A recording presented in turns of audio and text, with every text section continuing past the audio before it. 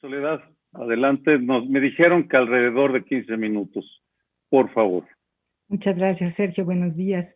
Buenos días a todos. Agradezco en primer lugar a la Cátedra Interamericana Carlos Fuentes y a Silvia Lemus la invitación para estar con ustedes esta mañana para platicar de Tiempo Mexicano de Carlos Fuentes. Me da mucho gusto compartir la mesa con queridos amigos. El texto, que hoy cumple 50 años, creo yo, es tan sugerente y provocativo como pudo haberlo sido cuando primero vio la luz en 1971, aunque las sugerencias y las provocaciones de hoy no sean las mismas que las de entonces. Medio siglo son muchos días y muchos meses, y muchos cambios han ocurrido en México en ese tiempo. Y no creo que podamos decirle al libro que, como le dice uno a los amigos, estás igualito que hace 50 años. Y no se lo podemos decir porque las palabras, las ideas, la paginación son las mismas, pero el libro es otro, porque hoy lo leemos en un contexto radicalmente distinto a aquel en el que fue publicado hace 50 años. La riqueza del texto, la agudeza de las observaciones de Fuentes son tales que el libro tiene una gran actualidad. Es un libro que nos obliga a pensar en el peso o en la fuerza del pasado, en su relación con el presente y su significado para un futuro que, si trazamos una línea entre el pasado y el presente, el futuro está hoy más de este lado que de aquel. No obstante, creo que debemos hoy leer a Fuentes porque las preguntas que hace, que plantea, son tan apremiantes y tan importantes como hace 50 años. Y, por ejemplo, creo que en el último medio siglo no ha sido tanto la asimilación del pasado, sino su transformación en historia. Es un pasado que se ha ido para nunca más volver. Creo que las preocupaciones de Fuentes en 1971 se mantienen vigentes, y se mantienen vigentes temas, por ejemplo, que voy a tratar de plantear ante ustedes, que es, en primer lugar, nuestra relación con el cambio, con la identidad y con el poder, para los cuales leer hoy a Fuentes es seguir una guía iluminadora y clara. Creo que estos textos son un buen punto de partida para leer los últimos 50 años de nuestra historia. Cuando volví a las páginas de Tiempo Mexicano dedicadas a la circularidad del tiempo, a la simultaneidad de nuestros muchos pasados y nuestros pocos futuros, caí en cuenta de que lo que describe Fuentes es la sustancia del conservadurismo mexicano, que está mucho más extendido de lo que nos gustaría. Pensemos únicamente que la transición democrática en México fue tardía en relación con la caída de los autoritarismos en América Latina y en Europa. México era, a mediados de los años 70, un país que reunía las condiciones para poner fin al autoritarismo de manera pacífica. No en balde, la reforma política de 1977 fue una reforma bien pensada, bien diseñada, y así lo indicaba. Indicaba que nosotros estábamos listos para el cambio. Y sin embargo, tuvimos que esperar un cuarto de siglo para que el cambio ocurriera. ¿Y eso por qué fue? Y no solo eso, sino que nuestra opción después de esos 25 años fue el Partido Acción Nacional, el partido más conservador, que tiene la fama, el prestigio de ser un partido ultraconservador. No lo es tanto, pero en ese momento no dejaba de ser sorprendente que la opción hubiera sido hacia la derecha mexicana y no hacia un partido que prometiera cambios mucho más profundos. Acción Nacional únicamente prometía cambios políticos, pero quería mantener y preservar la estructura social y las principales instituciones establecidas.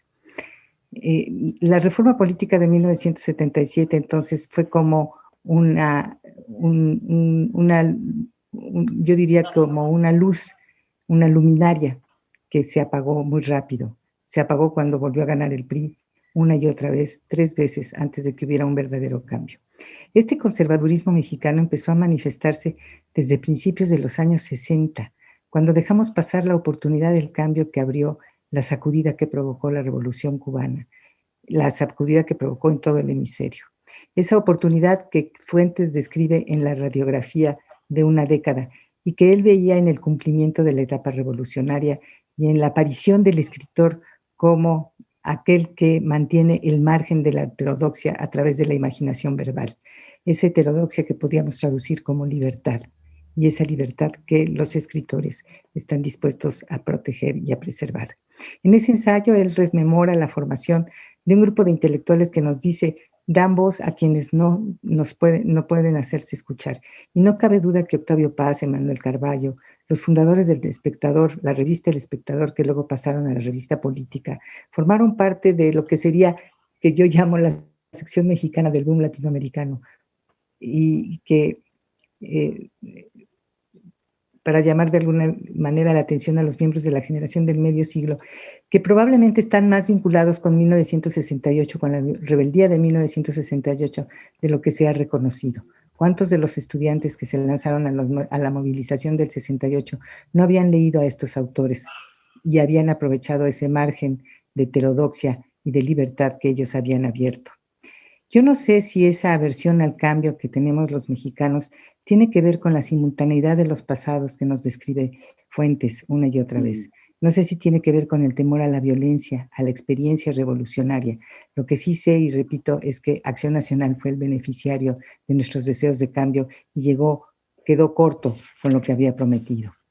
Nuestra aversión al cambio también muestra una obsesión con la estabilidad que fue detectada por el economista Raymond Vernon, quien en 1963 hizo un estudio de la economía mexicana y concluyó que siempre los mexicanos iríamos por la solución que causara menos conflicto. No nos gusta el enfrentamiento ni la confrontación. Entonces la modernidad, pero optamos entonces por la solución media. Y eso es lo que señalaba Vernon desde entonces. Y yo creo que en los últimos 50 años hemos optado siempre por soluciones medias que no llevan realmente a un cambio, sino que son verdaderas pequeñas modificaciones, detalles que se arreglan y que evitan una confrontación directa. Pero hay que tener presente que la modernidad siempre tiene un precio, y ese precio no hemos estado dispuestos a pagarlo. Ahora, no solo la modernidad tiene un precio, la restauración del autoritarismo también tiene un precio muy alto, y creo que eso es algo que hay que tener presente justamente en estos momentos. Hay un cambio muy importante entre el México de entonces y el México de ahora. Y es que entonces todavía vivíamos un momento en el que había una rebeldía muy grande hacia el cambio que provenía desde arriba. La modernización provocaba reacciones conservadoras en la sociedad que frenaban y que en algunos casos provocaron conflictos. Ahora tenemos una élite en el poder que no está promoviendo la modernización, está promoviendo una restauración. Entonces, este sí es un cambio histórico, un cambio importante, una modificación, no sé cómo llamarlo, pero es algo muy distinto a lo que habíamos vivido hasta ahora. El segundo tema que quiero sacar y en el que me puso a pensar Fuentes es el de la identidad, que parecía resuelto con la prevalencia de la idea de México como un país mestizo, una noción que el levantamiento zapatista de 1994 puso en cuestión.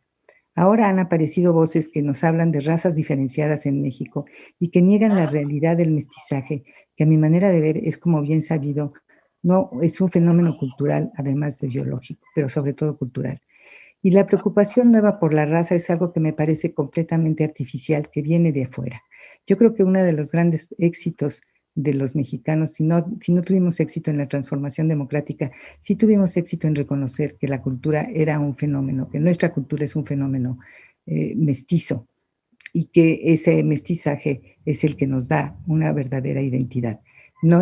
Creo que es un tema que hemos importado de los Estados Unidos y que es en donde la raza es verdaderamente un problema estructural, además de histórico, y un problema bien profundo. Este tema de la identidad del mestizaje me lleva a otro que me parece todavía más interesante, que es la relación de México con España, que es una relación conflictiva. Si me permiten, voy a leer un párrafo, como empieza uno de los ensayos, Tiempo Hispánico, que es el juego de palabras con el que empieza Fuentes, un ensayo cuyo primer párrafo dice: el tiempo hispánico también es tiempo de México, omnipresente pero ocultado, vehículo original de la tradición occidental, tiempo de la conquista y de la colonia, rechazado por la independencia y por la subsecuente confianza dada a los tiempos ingleses, franceses y norteamericanos. Rescatarlo, comprenderlo, es una empresa que nos llena de pánico. Y yo creo que sí es muy importante, y una de las cosas que más me gustan de los escritos de Fuentes es la recuperación de la tradición hispánica. Hay que pensar que el virreinato duró 300 años, llevamos apenas 200 de independencia. No veo cómo vamos a ignorar esos 300 años, como hemos tratado de hacerlo los últimos 200 años. Los españoles nos dieron dos cosas fundamentales, por lo menos dos, si no es que tres: lenguaje, religión y estructuras políticas que no han desaparecido del todo. Y sin embargo, le dimos la espalda a España durante mucho tiempo. Debo decir, tengo la impresión que los españoles también nos dieron la espalda durante mucho tiempo. No obstante, fue la transición española de 1976-77 la que nos acercó muchísimo a España. Y la transición mexicana y la ley de 1977 es muy similar a la ley española de partidos políticos, porque no nada más fueron paralelos, sino que fueron dos reformas políticas que se nutrieron mutuamente. Y hay que tener presente que para nosotros era muy importante la experiencia española y fue, me parece a mí, una discontinuidad histórica recuperar esa tradición, porque la habíamos negado y habíamos dado la espalda a España durante muchos años. Sin embargo, en los 70s quisimos aceptar esa influencia y la quisimos atraer. Y muchos fueron los españoles, los políticos españoles que vinieron a México y los políticos mexicanos que fueron a España para aprender unos de otros cómo podíamos transitar de manera pacífica de un gobierno autoritario a un gobierno democrático. Como todos sabemos, los españoles nos ganaron la partida, ellos lo hicieron mejor que nosotros, no le tuvieron tanto miedo a la violencia, y es porque ellos llegaron a acuerdos que nosotros no estuvimos dispuestos a establecer, entre ellos de que no recurrirían a la violencia, de que tratarían de mantenerse dentro de un cuadro de serenidad que permitiera el cambio político sin grandes alteraciones. El último tema que quisiera yo plantear ante ustedes es el de la relación que tenemos con el tiempo. Y es una relación, yo creo, que ha cambiado también últimamente. Ha cambiado porque, no es el último tema que quiero plantear. La relación con el tiempo creo que ha cambiado porque ha cambiado los parámetros de nuestra comprensión del cambio.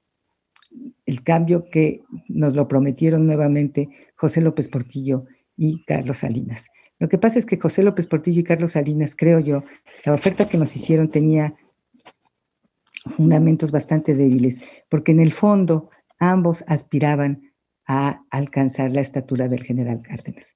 Y yo, como muchos de los que me han precedido con la palabra, me quedo muy impresionada con la descripción que hace y la nostalgia que tiene Carlos Fuentes por el general Cárdenas, que comparto plenamente, sobre todo después de haberlo leído. Paradójicamente, el presidente Cárdenas sigue siendo la vara con la que se mide cualquier otro presidente mexicano. Nosotros tenemos miradas muy despiadadas hacia los presidentes, excepto hacia el presidente Cárdenas, que es el único que despierta reverencia y respeto. Yo tengo una enorme nostalgia por ese presidente sereno y, como lo describe Fuentes, grave, atento, persuasivo, modesto, íntegro. Y sobre todo una frase que me parece importantísima en estos momentos. Cárdenas fue grande porque quiso que México fuera grande. Y no como ahora, pienso yo, que el poder se ha empeñado en empequeñecernos, en hacerse grande a costa de la confianza en nosotros mismos. De manera que si se quiere hoy, como otros antes que él, alcanzar a Cárdenas, yo creo que el presidente tendría que dejar de acusar, señalar y ofender y mostrar, como según Fuentes lo hizo Cárdenas, una confianza contagiosa en la capacidad de los mexicanos para luchar, organizarse y gobernarse a sí mismos. Déjenme contarles una anécdota que me parece muy conmovedora. Hubo un tiempo en que estuve dando clases en el reclusorio femenino de Tepepan. Y un día le pregunté a las reclusas, mis alumnas, ¿quién ha sido el mejor presidente de México? Y todas al unísono, las 50 mujeres que estaban ahí reunidas, más jóvenes que yo, muchas de ellas, contestaron al unísono: Cárdenas, Cárdenas. Y les pregunté así, ¿y por qué? Porque Cárdenas nos cuidaba y se ocupaba mucho de nosotros. Realmente fue una respuesta muy conmovedora y hasta cierto punto sorprendente. Y no, porque incluso los presidentes posteriores, los sucesores de Cárdenas, salvo Alemán, todos intentaban se han medido en relación a Cárdenas y ninguno alcanza su estatura. Y creo que incluso ahora el presidente no podría alcanzar esa estatura. porque no hay esa serenidad, porque no hay esa determinación de hacernos sentir seguros de nosotros mismos, al contrario. Si, como dice Fuentes, escribir es combatir el tiempo, hay que decir que él ha salido victorioso de este combate, porque lo que escribió hace 50 años se impone a esos 50 años. Muchas gracias.